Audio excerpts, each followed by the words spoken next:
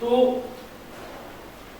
Smoothly इन topics के बारे में धीरे धीरे पढ़ेंगे। तो मैं एक बार वापस से रिपीट कर देता हूं कल वाले टॉपिक को कि स्केलर और वेक्टर क्वांटिटी के बारे में आप पढ़ रहे थे। स्केलर में केवल एक फैक्ट होता है मैग्नीट्यूड या उसकी वैल्यू, उसके ऊपर डायरेक्शन का कोई इफेक्ट नहीं था। मीन आप डायरेक्शन चेंज करते थे, उस क्वांटिटी के ऊपर कोई इफेक्ट नहीं पड़ता था। लाइक टाइम में, टाइम चाहे आप नॉर्थ डायरेक्शन में रहे, साउथ में रहे, टाइम के ऊपर कोई इफेक्ट नहीं देगा। सिमिलरली जैसे फोर्स एक वेक्टर है, आप डायरेक्शन चेंज करते हो तो सिचुएशन चेंज हो जाती है उस क्वांटिटी की। इसका मतलब क्या था, वेक्टर में मैग्नीट्यूड प्लस डायरेक्शन दोनों का क्या रहता है, रोल रहता है।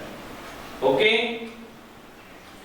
तो फिर उसके बाद में type of vector, type of vector में सबसे पहले मैं यूनिट वेक्टर की बात कर रहा हूं। Unit vector,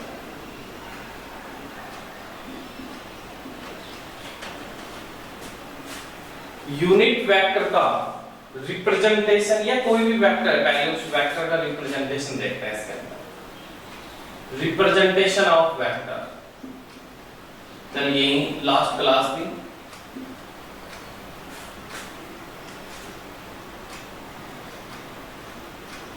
representation of vector, representation of vector के अंदर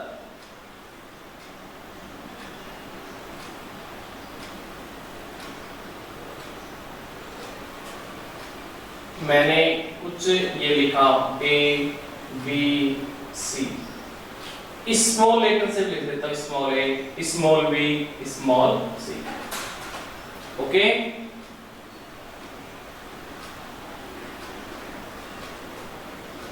यदि इन सिंबल के, यदि इन सिंबल के एक एरो की डायरेक्शन यूज कर रहे हैं, ये एरो यूज कर रहे हैं, अब दिख रहा होगा सही।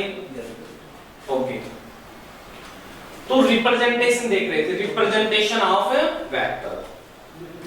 तो ये ABC मैंने कैपिटल अल्फाबेट यूज किया और ये स्मॉल लेटर के अंदर अल्फाबेट। इनके ऊपर एक ये कल बात कर रहे थे, इसको बोलते हैं एरो का साइन।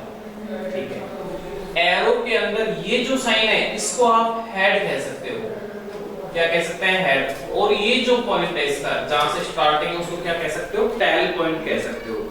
तो इट मींस किसी भी अल्फाबेट के ऊपर, किसी भी अल्फाबेट के ऊपर आप ये एरो का साइन लगाते हो, फिर कौन सी क्वांटिटी बन जाती है, वेक्टर। ओके, किसी भी अल्फाबेट के ऊपर एरो का साइन लगाएंगे तो इसका मीन क्या होंगे, ये वेक्टर, और इससे पहले क्या थी, स्केलर। तो इस ये तो था आपको किसी भी अल्फाबेट को या किसी को भी रिप्रेजेंट करना है वेक्टर। अब आपको डायग्राम से सीखना है कि डायग्राम में वेक्टर को कैसे रिप्रेजेंट करते हैं। एक ये जो आप 10th क्लास में एक लाइन बनाते थे, ठीक है, ये लाइन कोई भी सेगमेंट है, इस लाइन के आप लेफ्ट साइड या राइट साइड के अंदर आप ये हेड वाला साइन बनाना है। ये क्या है, हेड साइन बना दिया। अब क्या बन गया, ये वेक्टर।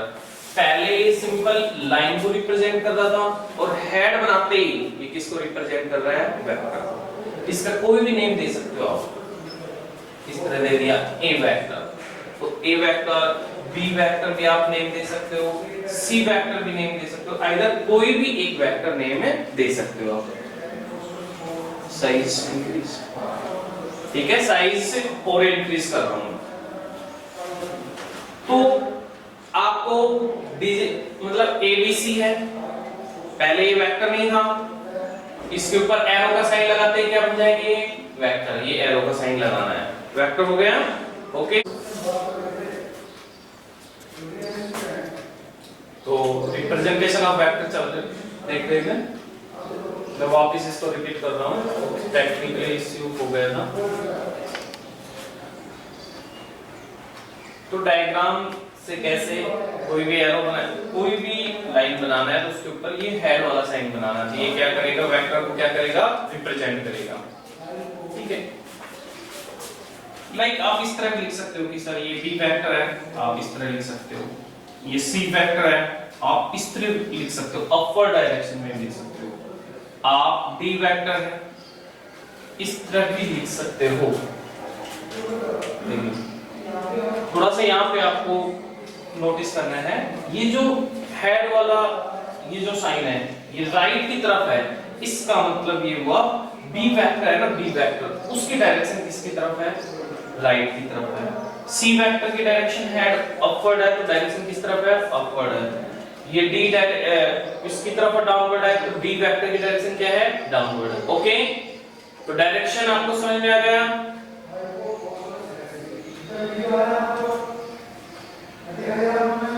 अब सभी को दिख रहा है। तो ए बी सी इस तरह डायरेक्शन देना आ गया, सभी को रिप्रेजेंट करना आ गया। आप एरो लगा दीजिए किसी भी अल्फाबेट के ऊपर, और यदि आपको डायग्राम से ऐसे लाइन से बनाना है तो इस तरह आपको रिप्रेजेंट कीजिए। किसी भी 10th क्लास के अंदर आपने कोऑर्डिनेट पढ़ा था, उस कोऑर्डिनेट से वेक्टर कैसे बनाते हैं वो देखते हैं। ये डायग्राम था और एक रिप्रेजेंटेशन था।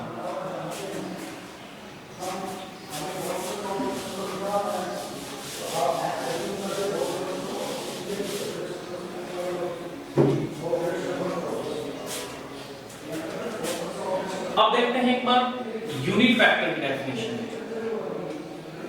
क्या है unit vector?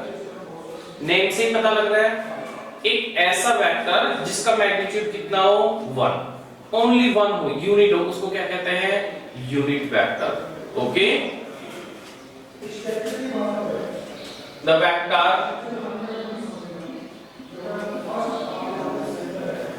which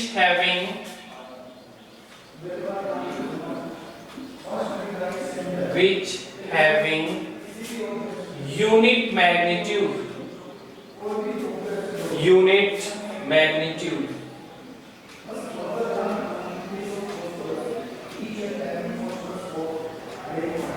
is called unit vector, is called unit vector। Okay, जिसका मैग्नीट्यूड कितना हो, 1। और इस वेक्टर का मेनली यूज क्या है, डायरेक्शन स्पेसिफाई करना। It is used to specify the direction, to specify the direction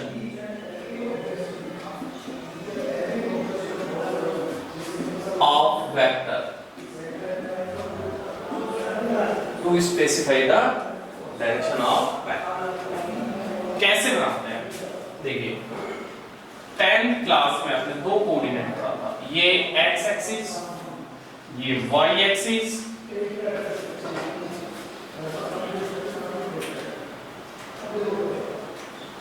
ये z एक्सिस, ठीक है, इस तरह।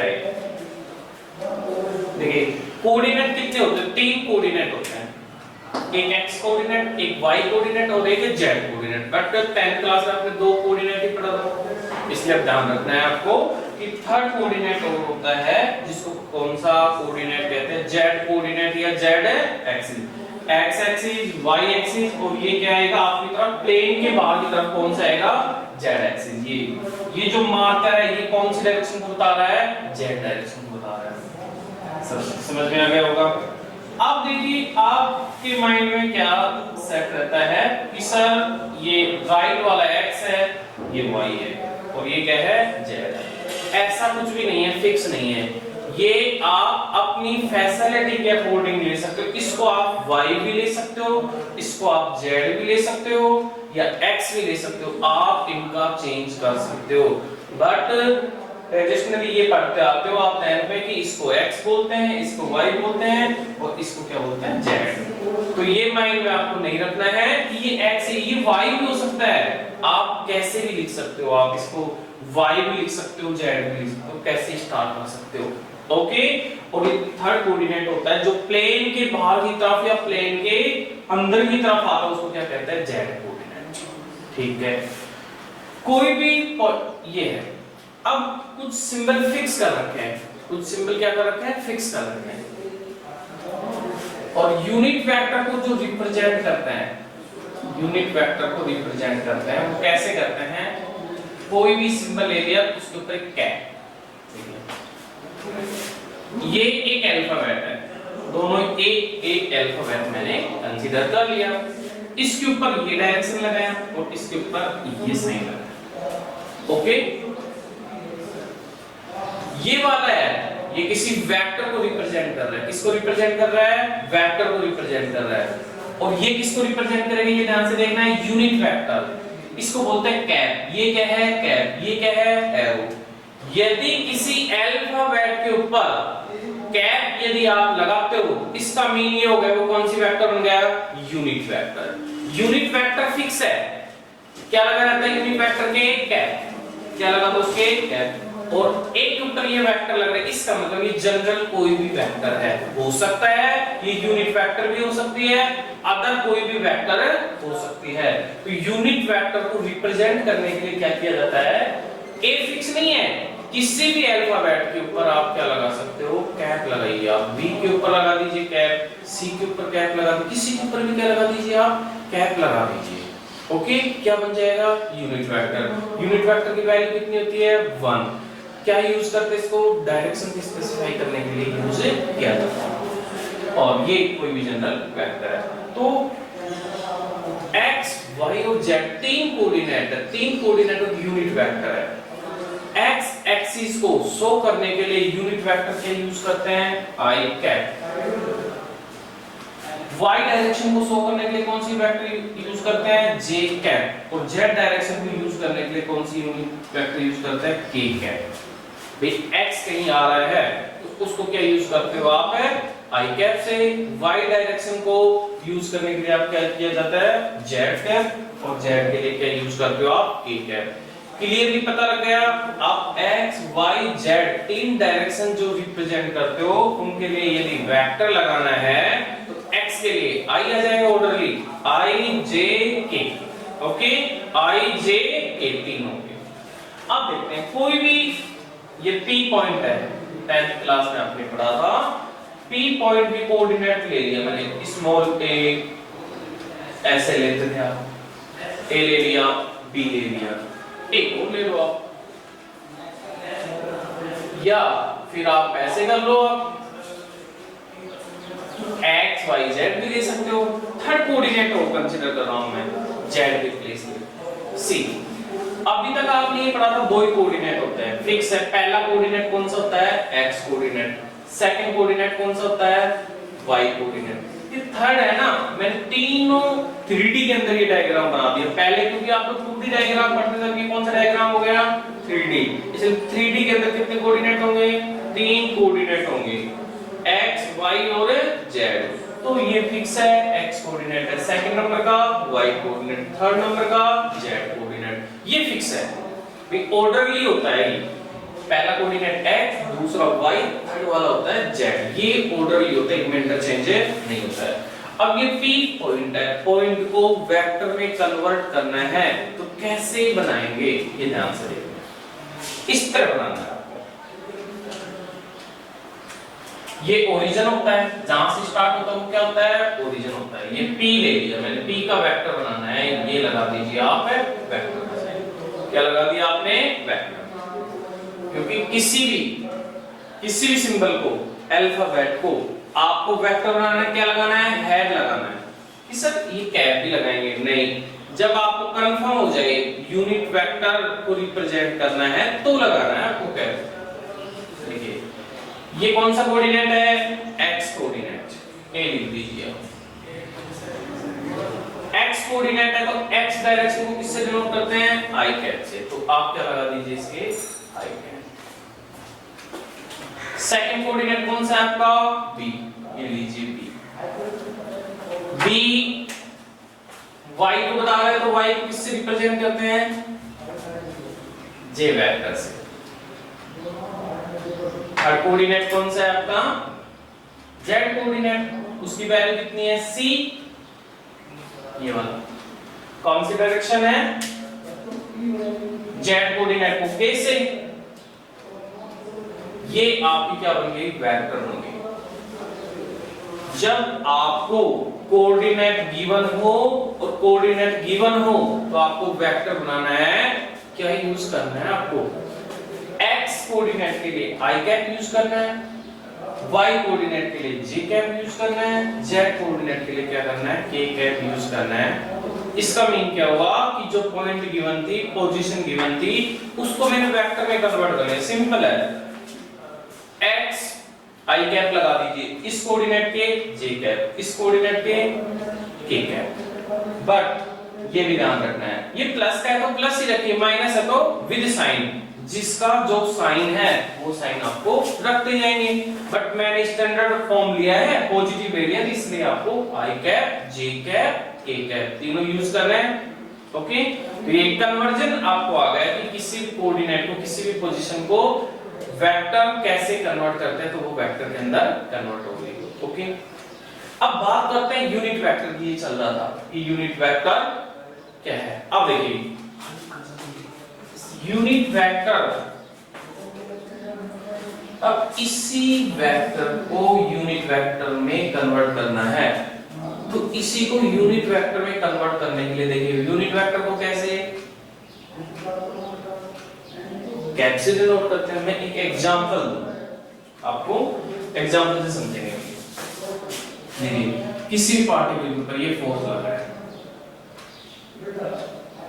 2i cap, 3j cap, 4k cap. Okay, इससे समझेंगे। आपको बताना है, देखिए ये फोर्स लग रहा है, 2 न्यूटन फोर्स लगा रहे हो। इसका मतलब ये हो गया, ये जो फोर्स एक्ट है किसी भी ऑब्जेक्ट के ऊपर, कितने न्यूटन का है, 2 न्यूटन का। आई कैप का मतलब कौन सी डायरेक्शन में लगा रहे हो आप, एक्स एक्सिस में। ये J का कोफिशिएंट, इसका मतलब 3 न्यूटन इधर लगा रहे हो आप, कौन सी डायरेक्शन में, y में। आप कौन सी डायरेक्शन में लगा रहे हो, z डायरेक्शन, 4 न्यूटन का। तीनों डायरेक्शन प्लस वैल्यू आ गई, ये समझ में आ गया।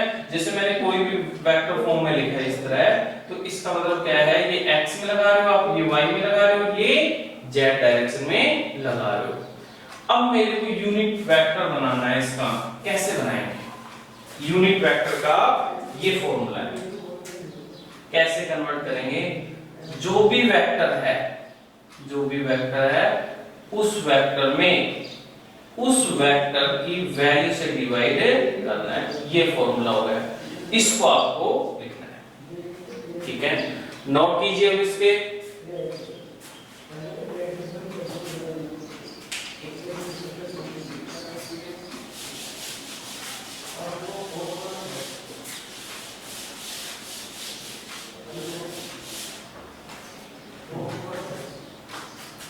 किसी भी वेक्टर से यूनिट वेक्टर बनाना है तो सबसे पहले यूनिट वेक्टर को p कैप, किसी भी वेक्टर के ऊपर क्या लगा दीजिए आप, कैप, क्या बन जाएगी, यूनिट वेक्टर, ठीक है।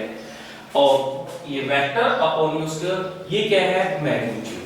देखिए कहीं पर भी अब ये मैं स्टार्ट होगा p cap, okay.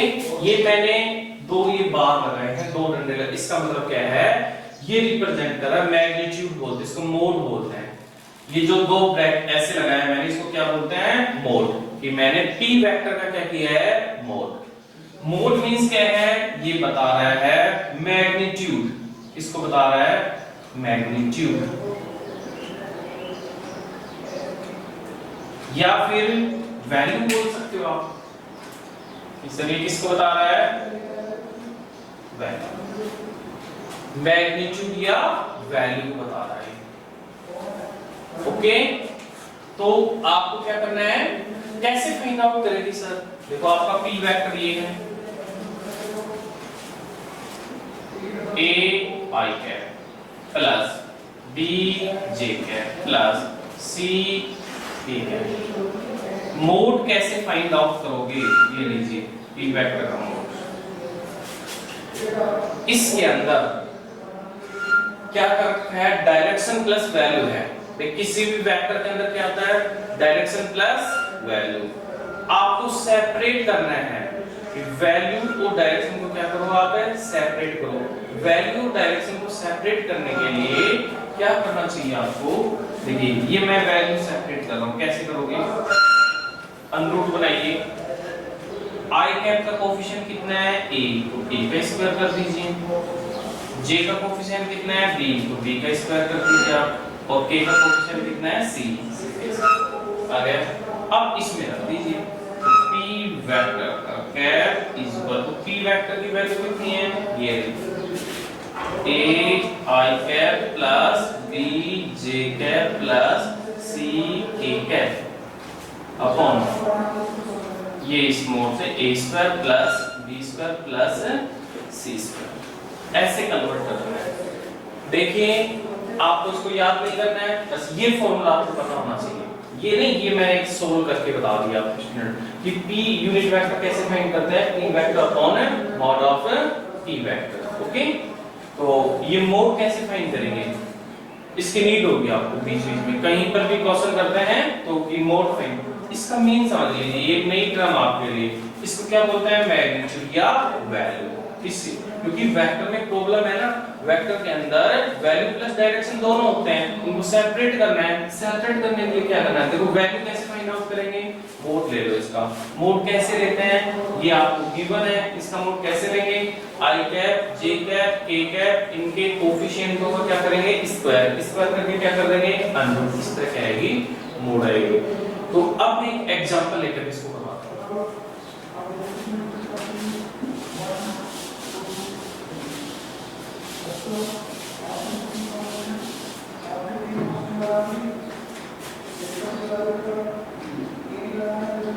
A unit vector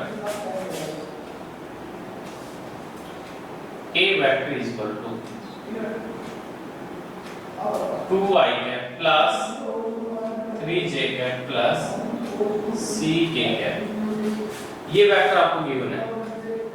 okay, find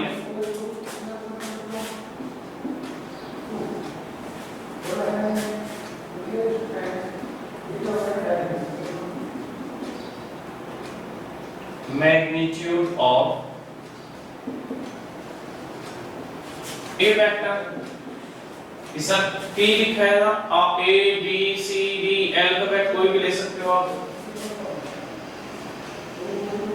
unit vector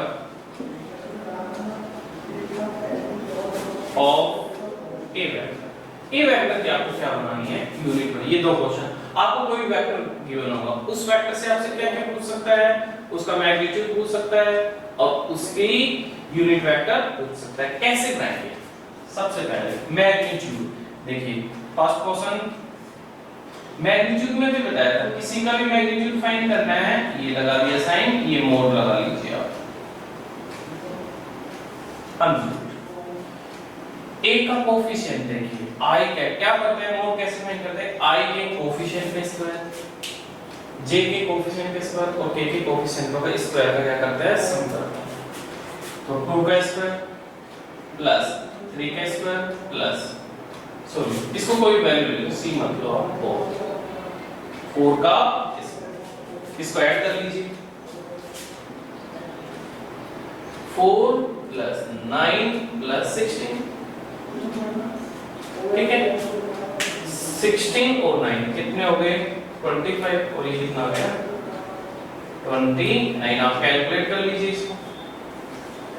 अब यूनिट वेक्टर देखो, A वेक्टर की यूनिट वेक्टर का क्या फॉर्मूला है? ये लो, आपके मैथ में सर वो P कैप लिखवाया था, आपने ये लिखवाया था यूनिट वेक्टर का, ये फॉर्मूला। अरे बिल्कुल, ये और ये दोनों ये सेम फॉर्मूले हैं, ये दोनों क्या हैं? सेम। अल्फाबेट आप कोई भी ले सकते हो, आप कोई भी अल्फाबेट ले सकते हो, आप बी भी ले सकते हो, सी भी ले सकते हो, आप डी भी ले सकते हो। अल्फाबेट के लिए मैंने बना रखा है, आप किसी भी अल्फाबेट को क्या कर सकते हो? सिलेक्ट। अब जनरली इसके अंदर ए दिया हुआ है तो आप ए मान करके कर लो इसको, ठीक है, ये आ गया। अब रख दीजिए इसकी वैल्यू ए वेक्टर, तो ए वेक्टर हां ये 2i कैप 3j कैप 4 ठीक है upon mod of A vector, mod of A vector की वैल्यू कितनी है 29।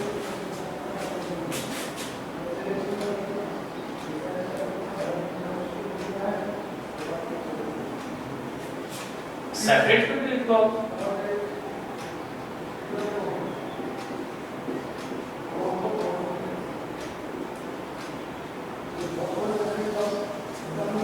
ये आ गया आपका यूनिट वेक्टर। इसका मतलब आपको यूनिट वेक्टर बनाना आ गया। नॉट कलर्स को अब मैं एक एग्जांपल क्वेश्चन देता हूं।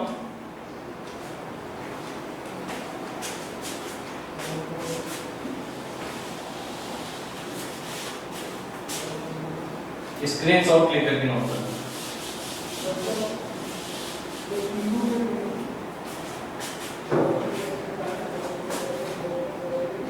If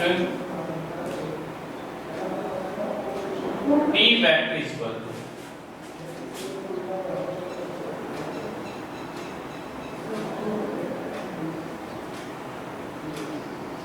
three A cap plus 4j cap, find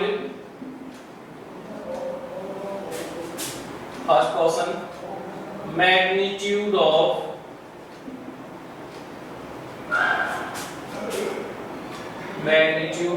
P vector. Second question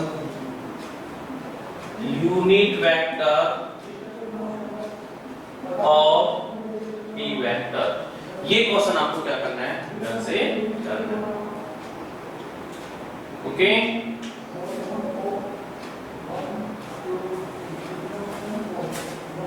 ये कर लो।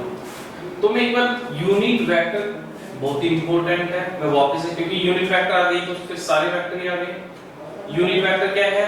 एक ऐसा वेक्टर जिसका मैग्नीट्यूड कितना हो 1। किसी भी यूनिट वेक्टर को कैसे रिप्रेजेंट करते हैं उस वेक्टर मैग्नीट्यूड 5। ओके बिल्कुल कौशिक बता रहा है कि सर मैग्नीट्यूड 5 है। ओके बिल्कुल थैंक यू। यूनिट वेक्टर और बनाना बेटा इसकी यूनिट वेक्टर कैसे है। तो यूनिट वेक्टर की बात कर रहे थे तो फिर आपने क्या किया रिप्रेजेंट किया यूनिट वेक्टर कोई भी अल्फाबेट है जनरल वेक्टर के ऊपर तो क्या लगा दो आप एरो का साइन लगाना है। एरो का साइन मींस ये होता है कि आपने उसको वेक्टर फॉर्म में बना दिया। मैग्नीट्यूड 5 बिल्कुल यूनिट वेक्टर बनाना है बेटा आपको। तो फिर क्या करना है इसके बाद में क्या मैंने बताया x y और z इनके लिए 3 यूनिट वेक्टर फिक्स कर रखे हैं हमने। जैसे x के लिए i कैप, y के लिए j कैप और z के लिए क्या k कैप। यूनिट वेक्टर की वैल्यू तो 1 होती है और 1 से किसी को मल्टीप्लाई करने पर कोई फैक्टर नहीं पड़ता। यूनिट वेक्टर डायरेक्शन स्पेसिफाई करने के काम है। ठीक है जैसे आप 5 न्यूटन ठीक है एग्जांपल की वेलोसिटी है। वेलोसिटी क्या है वेक्टर क्वांटिटी है। देखो मैं लिख देता हूं कोई भी वैल्यू लिखा मैंने 2i cap plus 5j cap ऐसे लिखते हैं। इसका मीन क्या है कि आप कोई भी ऑब्जेक्ट है ना वो 2 मीटर पर सेकंड तो कौन से डायरेक्शन में जा रहा है i कैप मींस कौन सी डायरेक्शन होती है x में जा रहा है और j कैप मींस कौन सी डायरेक्शन में जा रहा है 5 मीटर पर सेकंड से वो पार्टिकल y एक्सिस में जा रहा है। ऐसे यूनिट वेक्टर को क्या करते हैं यूज करते हैं। ठीक है यूनिट वेक्टर बनाते कैसे हैं